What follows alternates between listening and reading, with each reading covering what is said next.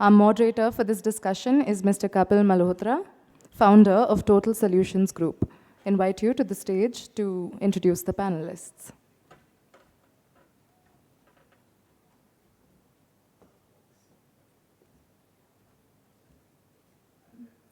Thank you. A very good afternoon, everyone. As I always believe, this session after lunch is the best session. Everyone's tummy is full and everyone is attentive. That's how I would like to market this particular conference and event and this slot that we'll be doing today, because we're talking about the changing phase of marketing. And let me invite on the stage some great stalwarts of the industry who I'm going to peep into their minds.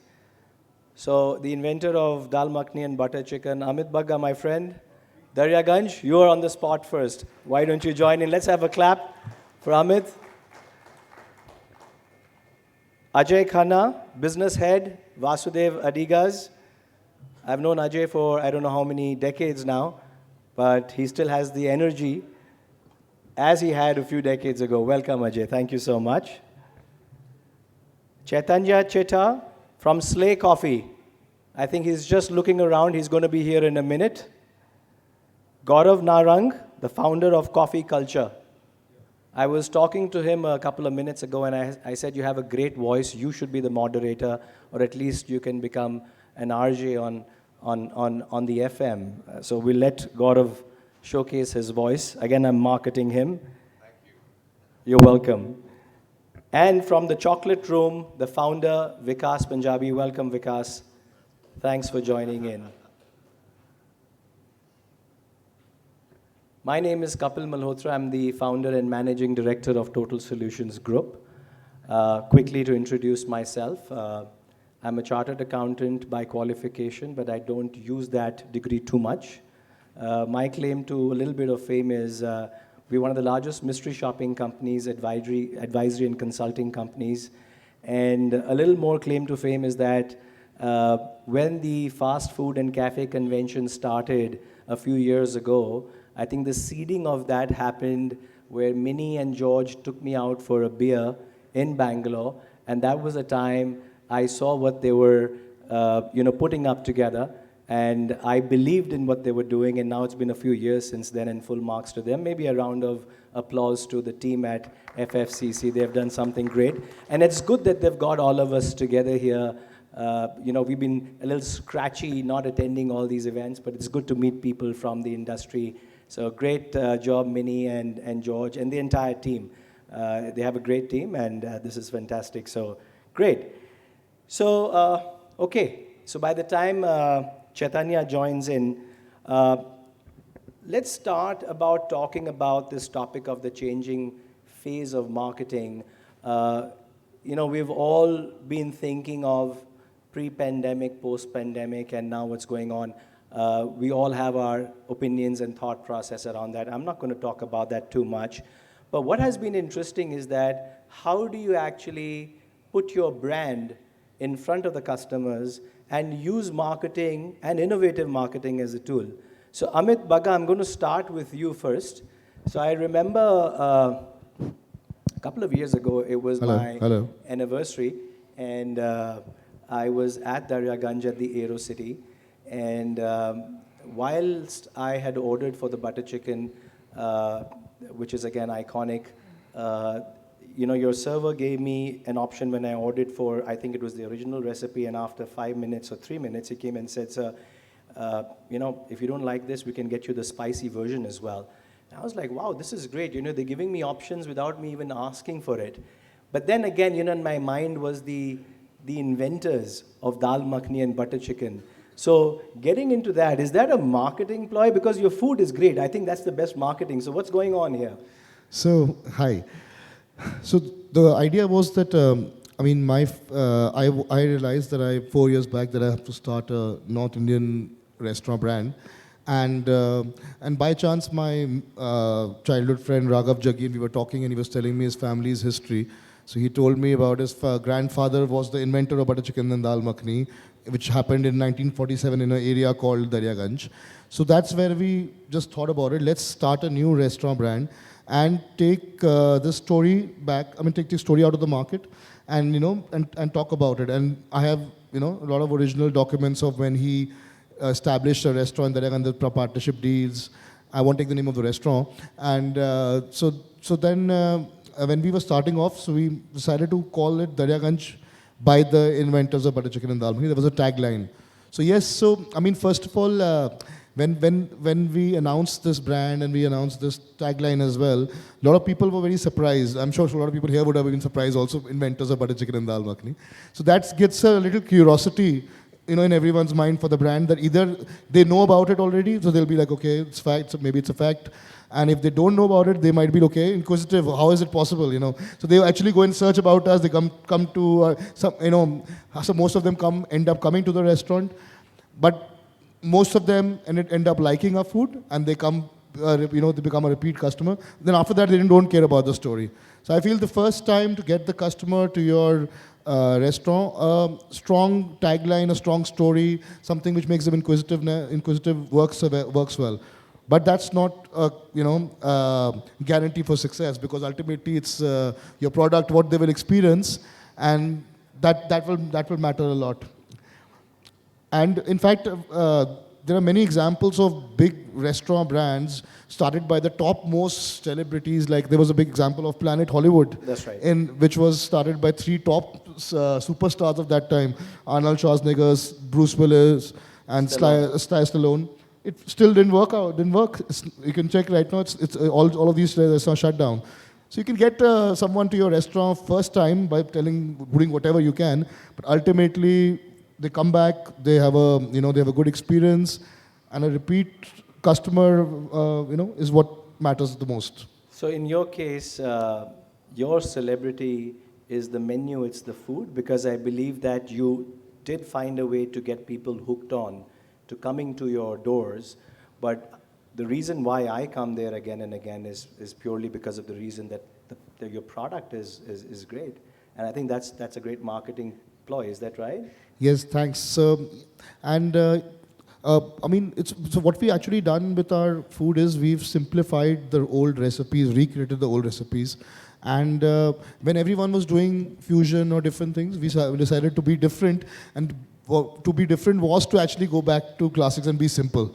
And it really stands out. So I was very confident that, I just need the customer to come once to the restaurant, try the food, and the product will get them back again and again. And that's because it's just, you can be inquisitive for a story and try once. Yeah. But next time you come only when you really like the food, otherwise you won't.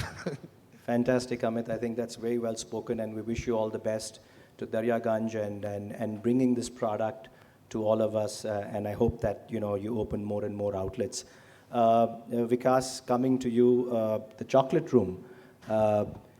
What I heard is that, and what we discussed is that, you almost crossed, 400 odd outlets across the entire country.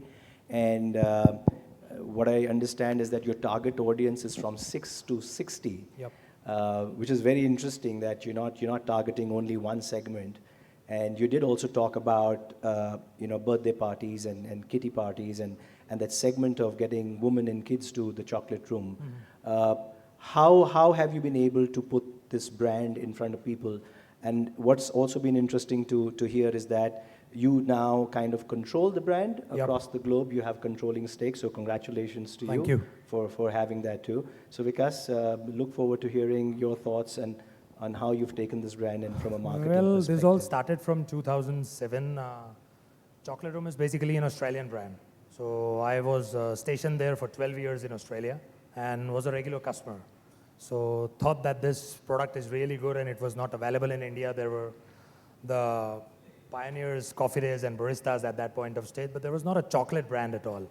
Everyone was serving coffees and teas, but no one was serving staple hot chocolates and all those things. So that's what prompted us to get this brand to India and start this venture in 2007. And we were very clear that we were going towards the franchising route. So we made our basics clear. We set up our platform. We got the base ready. And then from 2009, we started franchising. This particular product, as you told what I had highlighted it to you, that the customer ranges from 6-year-old to a 60-year-old. Because, it's not like another coffee joint wherein people go in for corporate meetings and all that. It is a place which is made for celebration. Because when you talk about chocolate, it's like a modern mithai, you know, it's Right. not like something, it's sweet, so people want to have it during celebrations and all that.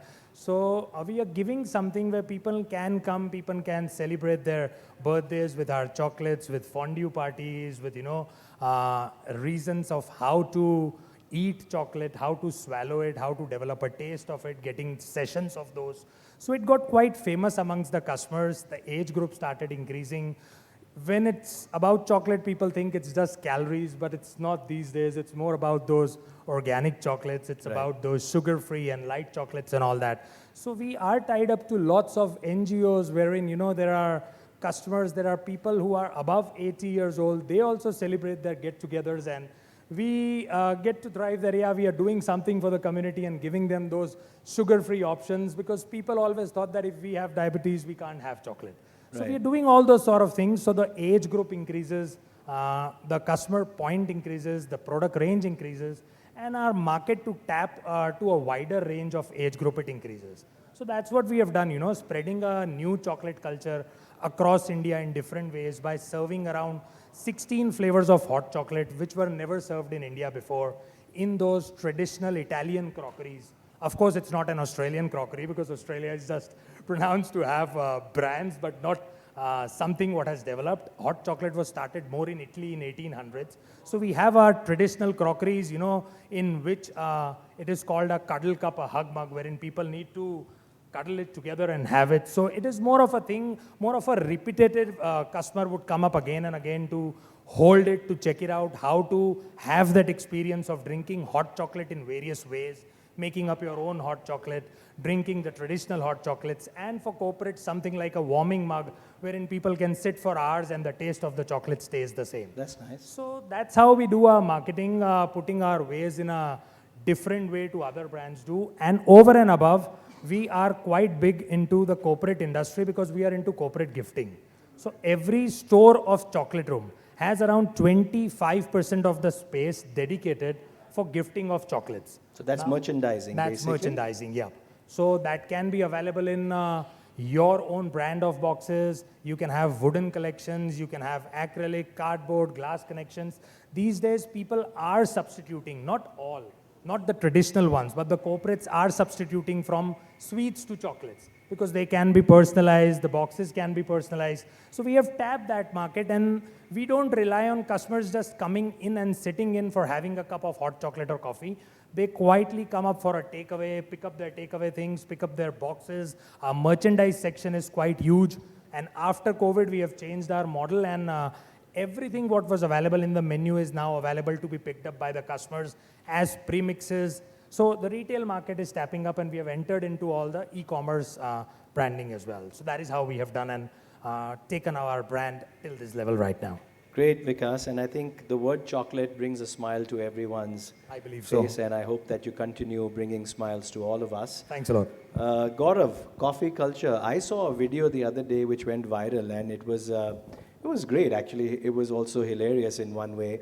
And today, whilst I was catching the flight, I was, just on my LinkedIn when I was talking about the event that I would be moderating today, I was talking about, the fusion of offline and online, where there's so many parts that are now merging to let the brand, reach out to more people and then to get them to your offline experience as well. So from a coffee culture aspect, Gaurav, first of all, we'd like to know about that video and whose idea was it and really what went on. I'm sure a few of you have seen that already, but Gaurav, would you want to show what really happened, or do you want to explain what really happened on that video? Can we have a screen share here?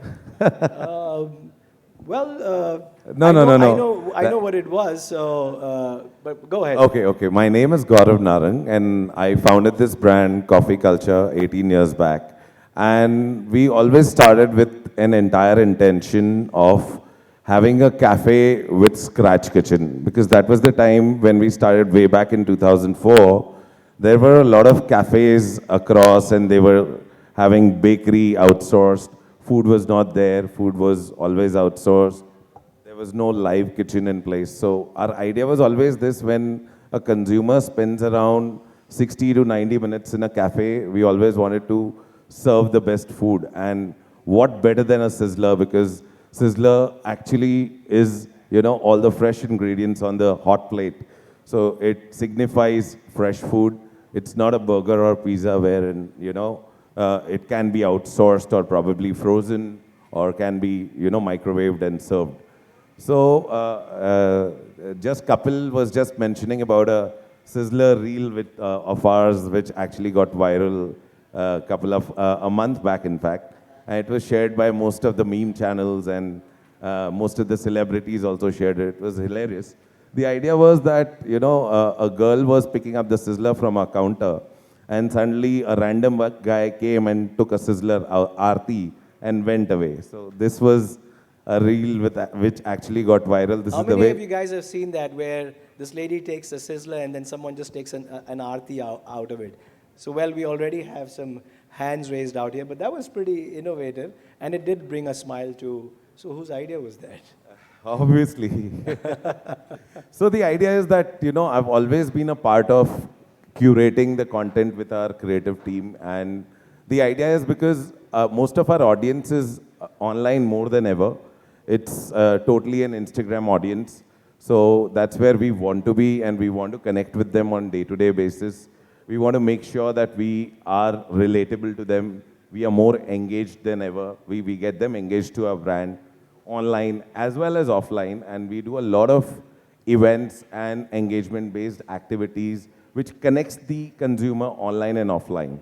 Like I said, that wherever we go, Coffee Culture has always been a store that wherever it goes, it adapts to the local culture. So like in Ahmedabad, we have a store wherein, Sidi Sayyad Ki Jali is very famous. It's a part of the city's culture. So we take a lot of elements of local city culture so that a lot of people can resonate with the store on day-to-day basis. They feel that it's their everyday cafe. People talk about being a neighborhood cafe, but nobody actually gets into the detailing of creating that city cafe. And cafes have always been a part of our culture, Wherever, if you go to Goa, if you go to Paris, if you go to anywhere, any tourist destination, if you don't look at the cafes, you would not understand the landscape and the culture and the people of that particular city. That's right. So that's the kind of spaces which we are creating across India. So when you open up, sorry to jump in, when you open up a cafe, you did mention about all these cities, the tier 2s, the tier 3s that you open. What's the look and feel inside? Is there something that gives a nice touch from a local perspective where people can accentuate to it who are locals, but more importantly, tourists who come in? They would also like coming to a cafe, which one cafe is different from the other. So have you done something on that? Because that's also a marketing message, right?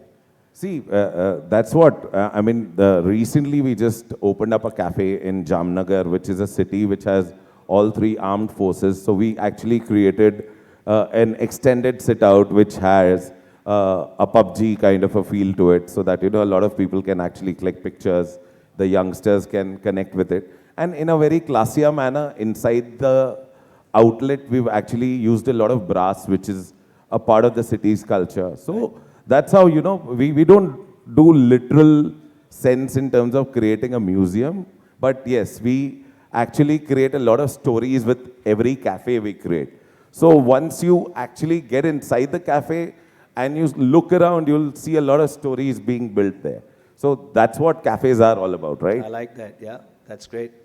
Ajay, before I come to you, Chaitanya, let's talk about Slay Coffee, because my credit card bill has a few orders that have been coming regularly from my daughter, and she says, let's slay it. And I'm like, I'll have a coffee. And she's like, yeah, that's what it is. So we enjoy it, but yeah, the bill keeps on adding up, which is a good thing for you, right? Absolutely. So thanks for stating that. So Chaitanya, I'm one of the co-founders of Slay Coffee. Great to be here. Quick story about the brand. We believe in the power of a good cup of coffee. We do everything to make it more affordable, more accessible. So we are a digital-first coffee brand. We started with our network of cloud cafes.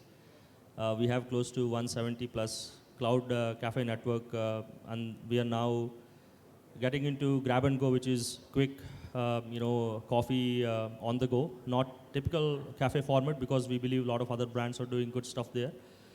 So, the simple proposition or the vision behind Slay is coffee is such a functional, powerful beverage, and maybe I'll take the liberty to say that the only legal drug. People should not spend a fortune to get a good cup of coffee, or people should not waste a lot of money or time either. So, the whole focus for the brand is on furthering the access. So we look at the brand's tagline is great coffee every day.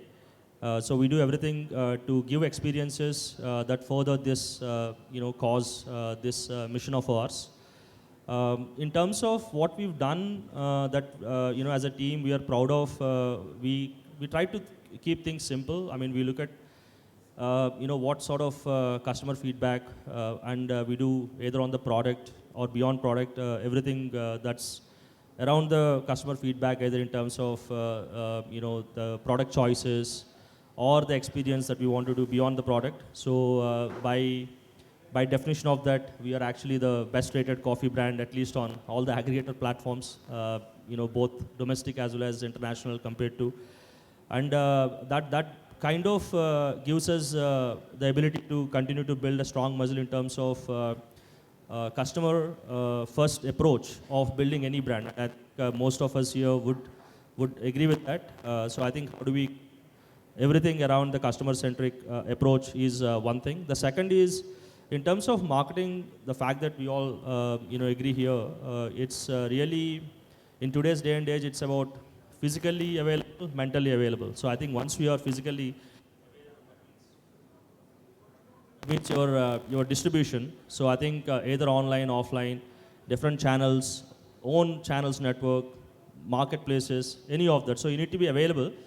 And then the second thing is to make sure that you are mentally available. That means you are resonant. If somebody is thinking of coffee, would they think about Slay? Would they think about our offering? So I think for us, everything is to do around communicating to the customer around the physical availability and the mental availability. As far as certain, I won't call them hacks, but certain innovations that we do, we try to put a lot of our focus around the core product experiences, and customers also these days look for a wholesome experience. I mean, even if they are engaging with a food and beverage brand, they consider everything from pre-ordering, ordering, post-ordering, packaging. Are you a sustainable brand? All of those choices, right? So I think it's very important to define the TG, who is the customer we're serving, and stay honest to it. So I think that's been working out decently well for us. So I think happy to answer more, but we are present. Just one quick brand plug. We are present in 18 cities now, and we are growing both our online or offline, and happy to answer any further questions. Fantastic, Chaitanya, and let's definitely slay it, and all the best to you as well. Ajay has, this is one of his favorite hotels, and there's a reason behind it. I think Ajay will spill the beans, but I will do a little bit as well, just to market it a little more. Ajay has spent considerable time in this hotel. I think when Bangalore had only, 4 or 5 five-star hotels, and this was one of the iconic ones. And I'm sure you have some great memories of spending time here. So do you want to share some anecdote and some of the film stars that you used to bump in here? All of them. Whether it was Amitabh Bachchan or the leading ladies of that time, Rekha, some of the younger crowd, Dharmender, and then moving on to Juhi Chawla. They all used to stay here, between here and the Windsor Manor. And as the assistant manager front office. And what year were you here? What year? 89 to 91. Okay. Bangalore was it's still a great city in terms of weather, but in terms of traffic, it was a phenomenally great city. I mean, Yeah, well, we can't do too much about that at the moment. Everybody was so polite. I've got challaned on the road and I've apologized to the cop and he said, okay, you can go. It was that kind of city, Fantastic. So, Ajay, you've seen the F&B industry very closely from restaurants to cafes to QSRs to CDRs to, I mean, various formats. And you've seen the era where, like you and me were discussing over lunch, that everything used to be very flyer based in the sense that the newspapers used to be inundated with flyers. And over the weekends, instead of looking at the flyers, we used to take the newspaper and just get the flyers out. And there used to be a ton of those. I think gone are those days, right? But it did work at that time because it Absolutely. did leave an impulse to order a pizza or something used to happen, at least some brand visibility and recognition. But now I think things have got very targeted and data is being used. I mean, we do talk about that data is the new oil, but I think that people are looking at data at various aspects at 36,000 feet view and maybe at a 0 feet view as well. And things have been very different. So you really know who your target audience is. The platforms allow you to reach out to different target audience as well. So from a marketing perspective, if you're talking about data, do you see that various brands communicate with various set of target audience with different marketing approach or approaches? And what would you like to share your views or some thoughts around that? Thank you, Kapil. Yes, like you rightfully mentioned, that we were talking about it. There was an era when flyers were what drove your delivery business. A typical Domino's store would do 40 to 60,000 flyers a month per store. And most brands would follow suit. And your weekend or weekday newspaper front page, quarter page ad would be the mecca of advertising a dine-in brand. And your sales would zoom up for about, let's say, 3 days, and they would come back to normal. But that's history. Things change, things have moved. And I think now it's all about research and then enticing the customer and then delivering, which all the founders, co-founders sitting here with me, they've all talked about it, that the product has to be great because finally that's what gets the customer back. That's the best marketing. But the first two steps have become very, very important, which is research, knowing whom you are going to talk to and how you're going to talk to. And then the second part is how do you entice them to come to you? How do you order? Why do they order? So those are very different channels now. Data is oil, data is God. People who are not studying data or using it, they're going to get left behind. And there are a lot of brands which are crashing or have crashed because they're not using their customer data, or even if they have the data, they're not using it. So sea change. I mean, today, it's another term which I use. Earlier, you were using machine gun fire. You just fired off your newspaper ad, hoping that everybody relevant would read it and come. So it's machine gun like spray and pray, right? Somebody will get hit. Somebody will come to my store. Now you don't do that. You go to a website, Google will pop exactly the right ads at you. You keep trying to switch them off, it'll pop another set at you. So it's all about targeting now, and that's the biggest change I see in marketing. If you handle it properly, it's far more cost effective because whatever dollar you spend, you are getting a return on it 100% if you've done the first part, which is research well. So that's what I would say. I mean, talking frankly from a brand agnostic perspective, I'm not saying this brand or that brand. People who are dealing with the data properly are reading it and utilizing it. They're doing great. But product was and always will be king. You can't do marketing and sell a bad product, except for the first time. So that's great, Ajay, and thanks for your views out here. What I'm also going to do is that, this is not going to be a monologue where only the panelists are going to be speaking. I'm going to allow questions rolling in. We still have another 15 minutes, so please keep your questions ready. But before that, I'm going to do a poll out here. The poll, I just thought of it right now. So the poll is going to start with all the panelists out here, and I'm going to put the poll to the audience as well. So you just have to do a show of hands. So my first question or poll is, influencer marketing or word of mouth marketing, which one would be more important for you? So if you believe that influencer marketing is something that is very critical to your business, please raise your hands. Okay, I'll repeat the question. I hope that you guys are awake after the lunch. That's very interesting. So I think the panelists don't really think about it. You do. Okay, go ahead. Give me your view as well. I feel influencer marketing is a subset of word of mouth because that's why it's a trick question. That's why I would always say word of mouth marketing is very important, and influencer is obviously in today's world because where the customers are, influencers give you a channel, a way to reach them. But end of the day, it's part of the word of marketing. So But influencer would also be someone whom you ask to come or maybe for some reason. But word of mouth, I would say, when the customer is doing word of mouth, that is number one. It's a little different from influencer marketing, I would say. So I would like to beg to differ. But I think that influencer is the new digital word of mouth. So that's the thing currently. That's another way to look at it, yeah. Okay, so let me put this to the audience. Who believes that the word of mouth marketing is maybe more powerful than the digital influencer marketing? Let's do a show of hands out here. Okay, so this is like maybe 40% or 50% or maybe 30% of the audience out here. But we're in the digital age as well. So influencer marketing, what do we think about influencer marketing? How important is that in today's world?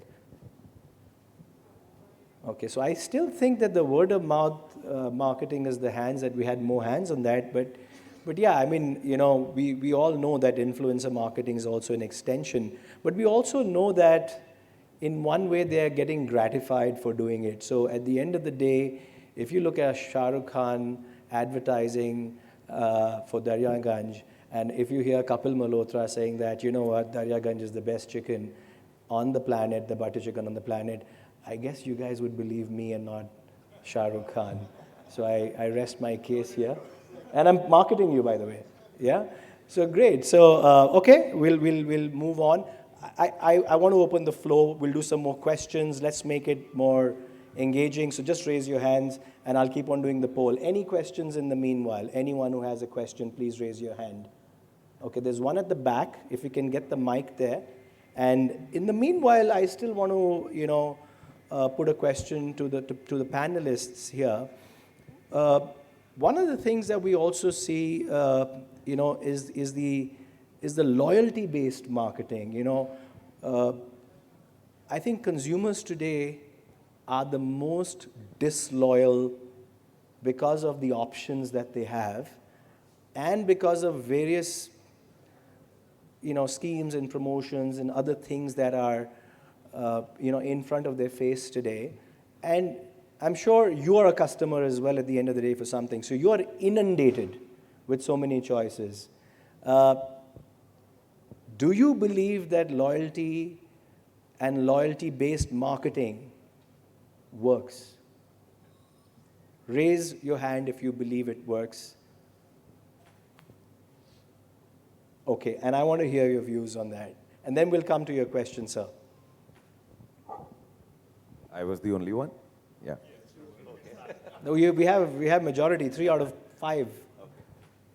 See, loyalty-based marketing is something which we've always believed in, because in our case, it's like cafes, people are more loyal to a cafe than to a restaurant, because it becomes your everyday destination. If you give them that kind of a space, you give them that kind of an atmosphere. So we have a lot of such customers who would come to us 5 times a week. There are few who would also come twice a day. So, based on that, it is their general expectation to be known. And loyalty just does not mean that, giving them some offer. Yeah. Loyalty also means that, for them, you have to identify them as humans. You have to build more deeper connection. Yes, that's a subset that, eventually, if I know you as a... Hello? Eventually, if I know you as a cafe owner or a barista, and I am a regular customer, I would really want you to gratify me. And, and getting that human element is something that you believe that brings an element of ownership in one way? So in a way, customers now, they also want to be identified and gratified in a manner. They don't want to buy one, get one, or they don't want a 50% off there. But they just want that on their lifetime spend, if they're coming to your place so many times, at least they have some kind of privilege over your one-time customer or a two-time customer.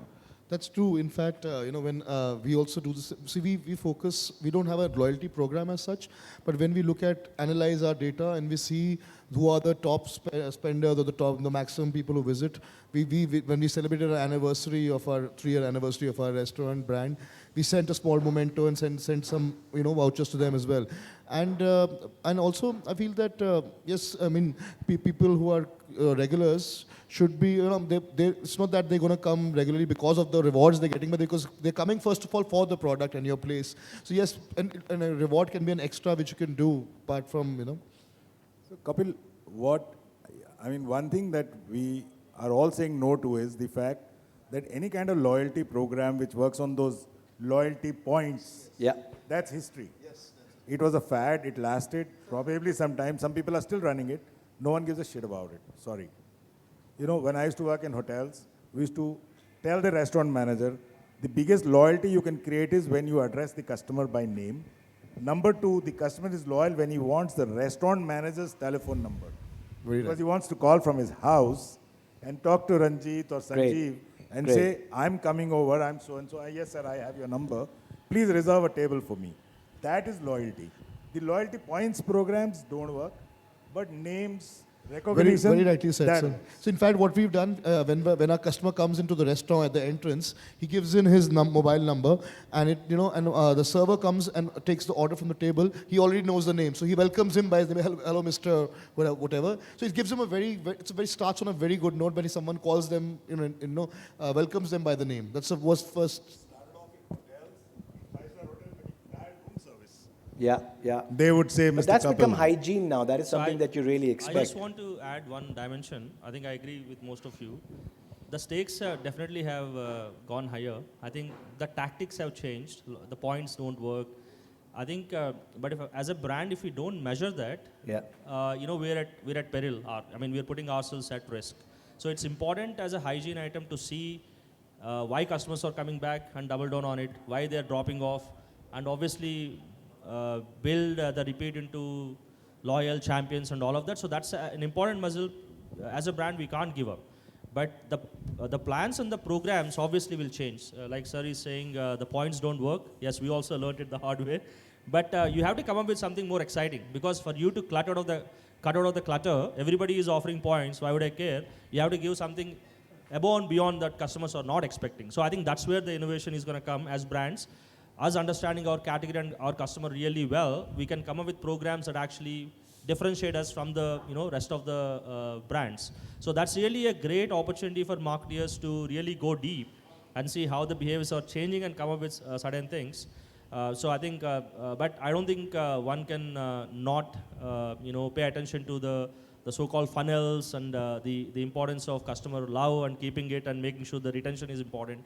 So that's my view. Yeah, and just to add on that, I think from a traditionalist's view, loyalty can never be bought. I think it's something that you need to earn it, and I am sure that all of you agree on that. I remember an incident where I was staying at a hotel, and there was a particular toothpaste that I was using at that time, and I think I ran out of the last squeeze, and in the evening when I went back to the room, I saw 2 small tubes of the same brand in my washroom with a handwritten note that said, "Dear Mr. Malhotra, we noticed that you were at the lastest squeeze possible, and since you're on business, we're assuming, maybe it will be difficult for you to find this toothpaste. So just as a gesture, we thought to save on some time, we just organized the toothpaste for you."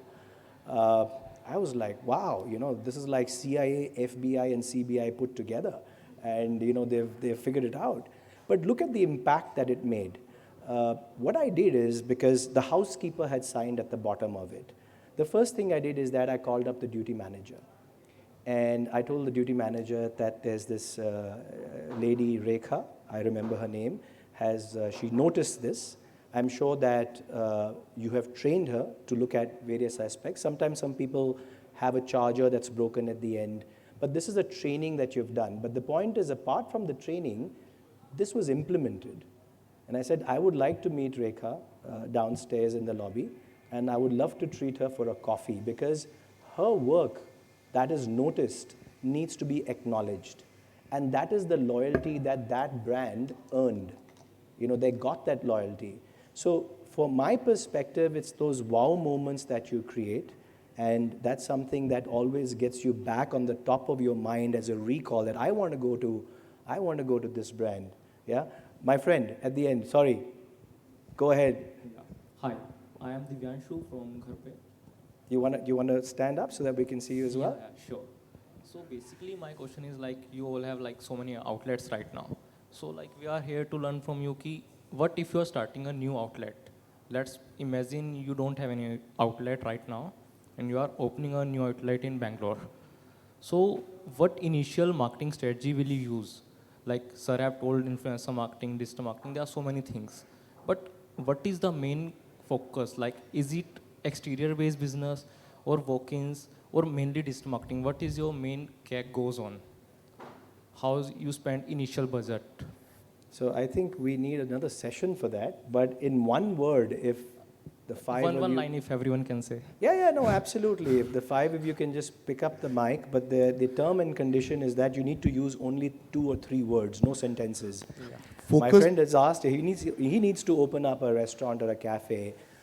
What are the quick ingredients to make it notice successful and get people in? I would say that focus on your USP and amplify that at least to start with. What is how you stand out from everyone else? Thanks, Amit. Ajay, Get the data of your trade area. get the data of? Of your trade area, where you're opening the restaurant or the business. Please get enough data. Market It's available. research. SMS marketing you are saying. No, not SMS marketing. Find out the statistics, who all live, what are the income levels, demographics, age groups. Demographics covers all of that.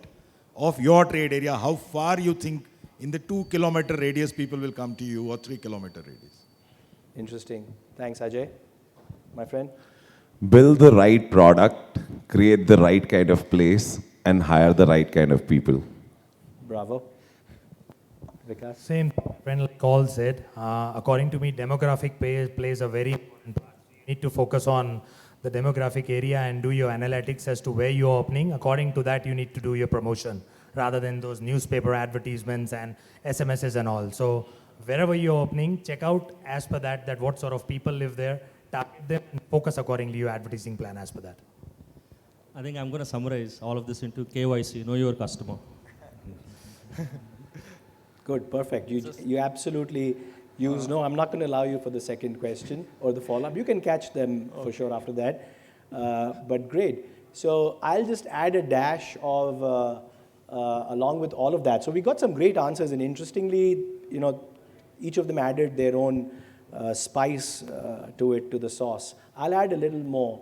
Maybe you need an extra ounce of persistence to make the business run, because you need to have all of that, but some additional ounce of persistence for sure. We're almost running out, but I want to have another question. Okay, at the back itself, the gentleman here on the left, my left. Yeah, pass the mic. Good afternoon, gentlemen. Sandeep here. So one thing common between all of you guys is you have a very experiential brand. Almost all your are experiential.